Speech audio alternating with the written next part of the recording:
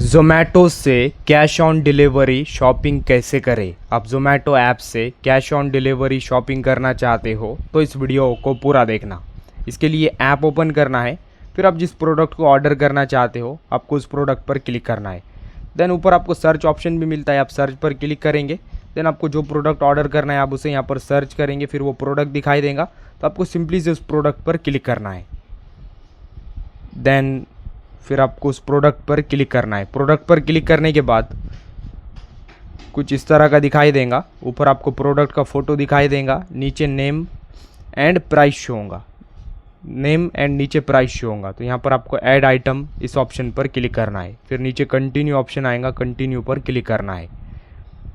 Then कुछ इस तरह का इंटरफेस आएगा, यहाँ पर वेट करना है। देन वेट करने के बाद यहाँ पर पे ऑन डिलीवरी ऑप्शन शो होगा, तो यहाँ पर पे ऑन डिलीवरी पर क्लिक करना है। यानी पे on delivery, cash on delivery पर आपको क्लिक करना है।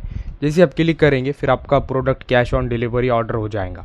तो आप इस तरह से कैश ऑन डिलीवरी शॉपिंग कर सकते हैं। वीडियो इन्फॉर्मेटिव लगा तो लाइक करना।